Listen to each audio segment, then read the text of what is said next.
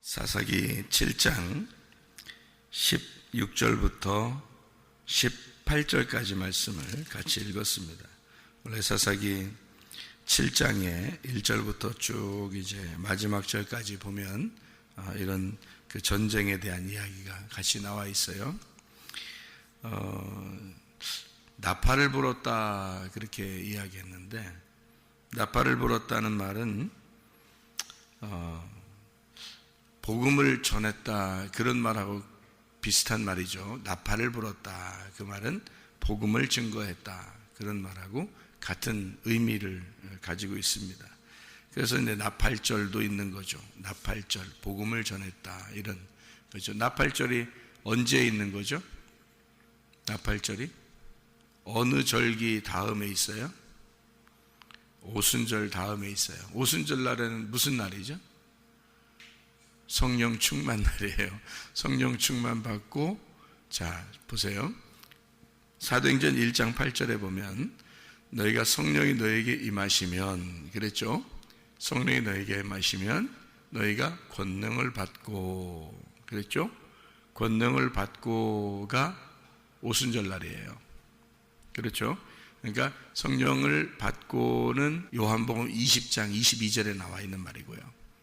요한복음 20장 22절에 성령을 받고 그랬어요. 잘 구분해야 돼요. 사도행전 2장의 1절부터 4절에는 성령의 충만을 받았고 그랬죠. 그죠? 성령의 충만을 받았다. 그게 권능이란 말이에요. 그래서 요한복음 20장에 예수님 부활을 하시고 난 다음에 제자들에게 나타나서 성령을 받으라 그랬어요. 22절에. 그리고 난 다음에 예수님이 승천하시면서 뭐라고 제자들한테 말하냐면 너희가 권능을 받을 때까지 예루살렘을 떠나지 말고 있어라 그렇게 부탁을 하고 갔어요. 그게 이제 누가복음 마지막에 있는 장면이에요. 누가복음 마지막에. 그리고서 그 사도행전이 누가복음 마지막에 이어져서 쓰는 게 사도행전이에요. 그래서 누가복음과 사도행전은 누가가 쓴 것입니다. 누가가. 이게 누가복음하고 사도행전을 누가 썼나 이렇게 생각할 필요 없어요. 네, 누가 썼어요. 누가가 썼는데 누가복음하고 그래서 사도행전하고 이어진 거예요. 이렇게 이어져서 누가복음 마지막에는 성령의 권능을 너희가 받기 위해서 예루살렘을 떠나지 마라 해서 그들이 기다렸어요. 예루살렘을 떠나지 않고 기도하면서 기다린 사람이 120명. 그렇게 120명이 이제 기다리면서 마가의 다락방에서 기다렸었는데, 사도행전 2장에 드디어 성령의 충만이, 권능이 임한 거예요. 임하고 난 다음에 이제 거기서 베드로가 설교하고 감동을 받은 사람이 3,000명. 그리고 그 제자들이 이제 전도하고 막 그랬죠. 3,000명이 회개하고, 그리고서 이제 침례를 받고서 거기서 처음 예루살렘 교회가 시작된 거죠. 그러니까 120명이 이제 3,000명이 된 거죠. 거기서 모인 사람들에게, 오순절날 축제에 모인 자들에게 복음이 전파된 겁니다. 자, 이제 이게 어떻게 이어졌냐면 보세요. 자, 예수님께서 부활하셔서 성령을 받으라 해놓고, 그리고 성령의 충만을 사도행전 2장에 성령 충만 받으라 했죠. 성령 받으라 이렇게 안 했습니다. 그래서 잘 읽어보세요. 성령의 충만을 받으라 이렇게 되어 있어요. 요한복음 20장 22절에 성령 받으라 했고, 그 성령 받으라는 것은 어디하고 연결된 거냐면 창세기 2장 7절하고 연결된 거예요. 창세기 2장 7절에 생기를 불어넣어 줬다는 말하고 같은 말이에요. 창세기 2장 7절에는 흙덩어리에다가 생기를 불어넣어서 사람을 만들고요. 사도행전 2장에는 성령 충만을 받았는데 요한복음 20장 22절에는 사도행전 2장보다 앞에 있는 거예요. 부활하고 예수님이 제자들에게 성령을 받으라 이렇게 말한 것은 생기를 불어넣어 준 것과 똑같은 일을 한 겁니다. 성령을 받으라 이렇게 얘기하고 그 다음에 성령을 받았다라고 나와 있어요. 이제 이 사람들이 성령을 받은 거죠. 성령 받으라 했는데 안 받겠습니까?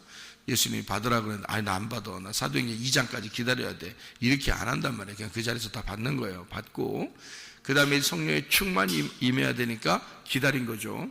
그날이 오순절 날이에요. 오순절 날에 성령 충만을 사도행전 2장에 이제 받게 된 거예요, 이 사람들이. 자, 그래서 사도행전 1장 8절에 뭐라고 썼냐면 너희가 성령이 임하고 그 다음에 권능이 임하면 그때 나가서 전도를 하게 되는데, 그냥 전도가 아니야. 너희가 권능을 받고 나가서 전도를 해야 되는 거야. 이 사람들은 권능을 받았기 때문에 가만히 있을 수 없는 거야 라고 했어요.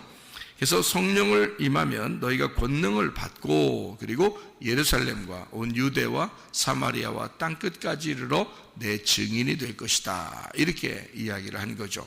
증인이라고 하는 것은 증거가 있어야 되는 겁니다. 자기에게 하나님의 능력이 임한 증거가 있어야 되는 거예요. 그래야 증인인 거예요. 그러니까 하나님의 성령의 증거가 없으면 증인이 안 되죠. 그러면 가족에게도 복음을 전할 수 없어요. 능력이 없으니까.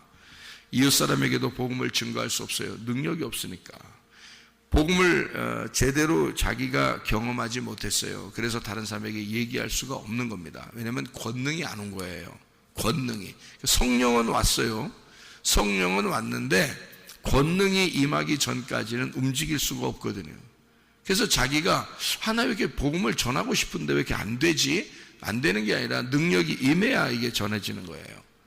그러니까 권능이 임해야 되는 거죠. 목사도 마찬가지예요. 괜히 어서 설교나 베껴 쌓고 뭐 그냥 그러면은 그건 권능이 임한 사람이 아니란 말이에요. 말씀을 직접 받은 사람도 아니란 말이에요. 그런 사람들이 굉장히 많아요. 저도 옛날에 저는 진짜 많이 배웠고 공부를 많이 했어요. 성경도 많이 읽고 많이 배우기도 하고 신학교도 5개 공부하고 그랬기 때문에 저는 공부를 많이 했어요.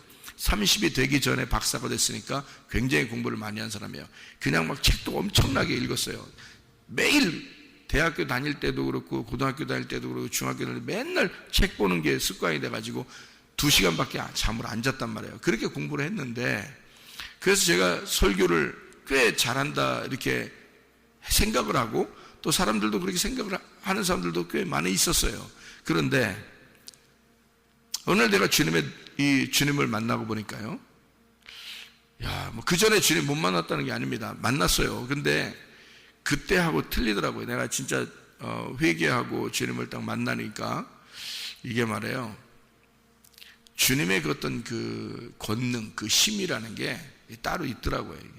그러니까 하나님이 진짜 부르시고 그 말씀을 주시는 게 있더라고요. 이게. 내가 옛날에 내가 배웠던 거 이런 건 진짜 이건 아무것도 아니구나, 이거를 깨달았어요. 그래서 이 아무것도 아닌 걸 가지고 목사하는 사람들이 굉장히 많겠구나. 그래서 제가 참 안타깝더라고요. 아쉽고 참 안타깝고 그러더라고요. 이 주님을 따라 만나니까 이 말씀이 이게 막 깨달아져요. 이게 쭉 펼쳐지고 이게 알게 되더라고요. 그 권능이 임해야 되는 거예요. 권능이 임하면 가만히 있어도 가족들에게도 복음이 증거될 거란 말이에요, 여러분. 그러니까 왜냐하면 가만히 있을 수 없어요. 권능이 임하면은 말씀을 증거하게 돼 있다고요. 누구에게라도 말씀을 증거하게 돼 있어요. 권능이 임하면 그래요. 그래서 성령을 받은 사람이 권능을 받으면 예루살렘과 온 유대와 사마리아와 땅끝까지 이르러 내 증인이 될 것이다 라고 사도행전 1장 8절에 이야기해서 사도행전 2장의 1절부터 4절에 성령의 권능이 임한 겁니다. 그 사람들에게, 거기에 있는 제자들에게. 이 사람들이 가만히 있을 수 있나요? 막 일어나서 전도하죠, 막 기도하죠. 이러니까 3,000명이 그 자리에서 회개하는 겁니다, 사람들이요. 이런 이제 권능이 세계 곳곳에 이제 막 퍼져나가기 시작하는 거죠. 그래서 지금 우리들을 여기 예배드리는 사람들까지도 온 겁니다. 그게요. 이게 하나님의 그 역사죠. 이게. 그러니까 그날이 언제부터 이루어진 사건이냐면 성령의 충만을 받고 난 다음에 막 복음이 전파됐단 말이에요. 그죠? 그래서 성령의 충만이 있는 때가 언제냐면 오순절날. 그러니까 오순절날 다음 절기가 나팔절이거든요. 그래서 나팔 부는 거예요. 여러분, 그러니까 나팔 분다고 하는 것은 복음의 선포를 말하는 것이거든요. 그러면 사사기서 7장에 나와 있는 나팔을 불었다라는 말은 뭐겠어요? 복음을 전했다, 그런 뜻이에요. 복음을 전했다. 나팔을 불 수밖에 없다는 거죠. 가만히 있을 수 있나요? 복음을 받았는데, 나팔을 받았는데 가만히 있을 수 있냐고요. 그러니까 나팔을 불 수밖에 없는 거예요. 그걸 나팔절, 나팔 분다, 이렇게. 그래서 나팔 부는 게 이렇게 나오는데요. 나팔 불 때, 막 이겨버리죠, 그죠? 그런데 이게 사람들이 이게 훈련해서 이게 이긴 게 아니란 말이에요. 300명이 이거 뭐 도저히 이길 수 있는 그런 군대가 아닌데, 그런데 100명 해서 또 하필이면 3대로 이렇게 나눴어요. 3대로 이렇게 3개로 나눴다는 얘기는 길이 이렇게 가는 길이 3대로 이렇게 하나, 둘, 셋 이렇게 나눈 것은 첫 번째, 두 번째, 세 번째 이렇게 있다는 얘기예요. 그러니까 3일길이라는 것을 설명해 주는 얘기예요. 3일길. 모든 게 다 3일길이죠. 생각해 보세요. 아브라함이 3일길을 가서 이삭을 하나님 앞에 드릴 때 그 3일길에서 여호와 하나님을 깨닫게 되고 나는 여호와를 보았다, 나는 주님을 보았다, 이렇게 고백하게 되는 여호와 이레, 주님이 나를 위해 준비해 주셨다, 나는 여호와를 보았다, 이제 여호와 이레, 이렇게 고백하는, 그게 3일길을 가서 그렇게 한 거예요. 창세기 22장에 나와 있는 얘기입니다. 그리고 예수님은 며칠 만에 부활하죠? 3일 만에 부활합니다. 호세아서 6장 2절에 보면 이렇게 되어 있습니다. 여호와께서 이틀 후에 우리를 살리시며 셋째 날에 우리를 일으키시리니 우리가 그의 앞에 살리라, 이렇게 되어 있습니다. 그러니까 3일 만에 우리를 일으켜서 우리를 살게 해주겠다, 이런 이야기거든요. 3일. 그러니까 3일길이라고 하는 게 셋째 날, 3일길. 요나서에 보면 요나가 물고기 뱃속에서 며칠 있죠? 3일 동안 있습니다. 이게 다 사인이에요. 성경에는 그냥 막 우후죽순처럼 성경을 아무렇게나 그때그때마다 쓰고 그런 게 아니라 정해놓고 이렇게 쓰는 거예요. 그래서 여기에 3대로 나누었다라고 하는 것은 3일길을 설명하는 거예요. 그러니까 이 3일길을 가는, 승리하는 자들을 얘기하는 거죠. 그러니까 애굽, 광야, 가나안, 뜰, 성소, 지성소. 여러분, 성소라는 게 어떻게 생겼어요? 뜰, 성소, 지성소, 이렇게 3개로 나누어져 있어요. 그래서 이렇게 3대로 이렇게 나누어졌단 말이에요. 이렇게. 그러니까 100명씩 3대로 나누어져서 출발하게 되거든요. 근데 여기서 이제 기도원하고 같이 있는 사람들이 항아리를 깨뜨립니다. 그렇죠? 항아리가 유명한 장면이죠. 항아리 속에 뭐가 있었기 때문에요? 횃불이 있었기 때문에. 횃불은 언제 필요한 거죠? 밤에 필요한 거죠. 횃불은 뭐 낮에 횃불 들고 다니면 표시도 안 나잖아요. 표시도 안 난다고요. 근데 밤에 횃불이 딱 표시나면요, 엄청 환해지거든요. 그 주변이 엄청 환합니다. 횃불이라는 게 이게 뭐 낮에 이렇게 돌아다니면 이렇게 별거 아닌 것 같아도요, 아주 캄캄한데 막 이 칠흑과 같은 그 어두컴컴한 데서 이 횃불이 탁 켜지면요, 굉장합니다. 굉장히 밝아요. 이 사람들이 횃불을 들고 있었어요. 근데 그게 항아리로 이렇게 가리워져 있었는데 그걸 깨뜨렸단 말이죠. 항아리는 뭘로 만드나요? 항아리는 뭘로 만들어요? 네, 질그릇으로 만들어요. 질그릇은 뭔가요? 질이 뭐예요? 네, 흙이에요, 흙으로 만든 겁니다. 그러니까 흙으로 만든 거 속에 횃불이 있었던 거죠. 그러니까 횃불은 그 속에 있었던 거고 흙으로 만든 거예요. 그러니까 횃불이라는 게 뭐예요? 그러니까 여기서는 흙이라는 질그릇 안에 횃불이 있었어요. 흙이라고 하는 게 성경에서는 뭘 의미하는 거죠? 나를 말하는 거예요. 그러면 나 속에 뭐가 있다는 거예요? 하나님이 계시다는 얘기예요. 그러니까 횃불은 하나님이라는 얘기고 그게 말씀인 거죠. 하나님은 말씀이시니까. 그러니까 말씀이 횃불인 거고 그 겉으로 이게 뭐가 쌓이냐면 흙이라고 하는 질그릇, 나라는 것으로 쌓여있다는 거죠. 나라고 하는 것으로 쌓이는데 속에 누가 계시냐면 하나님이 계시다, 이 말이에요. 말씀이 있다. 그러니까 말씀이 뭘로 온 거예요? 이 땅에 오실 때? 말씀이라는 분이 이 땅에 오실 때 뭘 입고 오셨어요?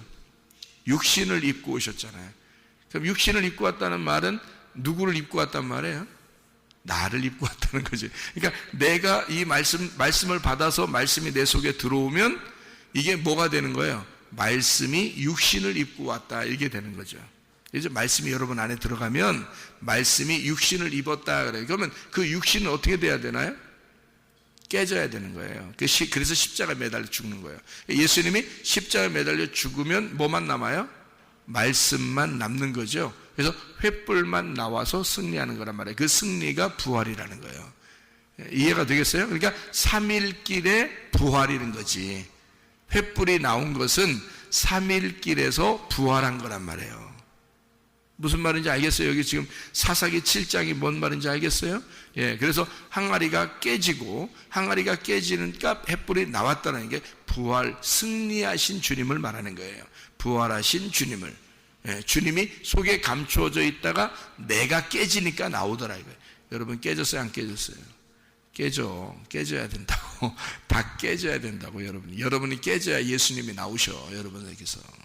뭔 말인지 아시겠어요? 여러분이 깨져야 예수님이 나오는 거야. 자, 한마디만 하고 마칠게요. 자, 이 전쟁이 있는데요. 기드온 전쟁이에요. 300명이 이길 수 있어요, 없어요? 없어요. 자, 그러면 제가 성경을 하나 제가 읽어드릴게요. 출애굽기 14장에 13, 14절입니다. 출애굽기 14장에 13, 14절에 이렇게 되어 있습니다. 뭐라고 되어 있냐면요, 모세가 백성에게 이르되 너희는 두려워하지 말고 가만히 서서 여호와께서 오늘 너희를 위하여 행하시는 구원을 보라. 너희가 오늘 본 애굽 사람을 영원히 다시 보지 아니하리라. 여호와께서 너희를 위하여 싸우시리니 너희는 가만히 있을지니라. 누가 싸운다고요? 여호와가 싸우시리니 그랬습니다. 사무엘 상해 17장에 47절을 보면 이렇게 되어 있습니다. 또 여호와의 구원하심이 칼과 창에 있지 아니함을 이 무리에게 알게 하리라. 전쟁은 여호와께 속한 것인즉 그가 너희를 우리 손에 넘기시리라. 이렇게 다윗이 참 예쁜 말을 했어요. 이렇게. 자, 싸움은 누구에게 달려있다? 여호와에게 달려있다. 자, 기드온이라는 사람에게 여호와가 얘기했어요, 안 했어요? 얘기하고 간 거예요. 전쟁하러 갈 때 기드온한테 여호와가 얘기해 놓고 가라고 하는 거야. 얘기하고. 무슨 얘기했어요? 뭐라고 얘기해요? 뭐라고 얘기하고서 보내요? 사사기 7장 9절에요. 그 밤에 여호와께서 기드온에게 이르시되 일어나 진영으로 내려가라. 내가 그것을 네 손에 넘겨주었느니라. 넘겨주었느니라. 자, 그러면 어떻게 하겠다는 거예요? 이미 전쟁은 끝났다, 그 말이에요. 이미 전쟁은 끝났다. 그러니까 내려가서 너는 그냥 주워 먹으면 돼. 주워 먹으면 돼. 전쟁은 끝난 거야. 내가 전쟁을 끝냈어. 내가 이미, 나는 여호와야. 내가 너를 보낼 때는 이미 전쟁을 이긴 걸 보내는 거야. 전쟁은 내게 속한 거니까. 너에게 속한 게 아니야. 그러니까 300명 데리고 가도 겁낼 거 하나도 없어. 이미 전쟁은 끝난 거야. 전쟁 끝났는데 그냥 네가 가서 주워 먹으라고 보내는 거야. 여러분, 예수 그리스도가 십자가 못 박혀 돌아가신 게 전쟁이죠. 3일 만에 부활하신 것이 전쟁 끝난 거죠. 전쟁 끝났는데 우리가 싸울 게 있어요? 없어요. 우린 주워 먹는 것밖에 없는 거야. 예? 여러분과 저는 승리하신 그 주님과 동행하다가 주님 만나시기를 바랍니다. 아멘. 기도하겠습니다.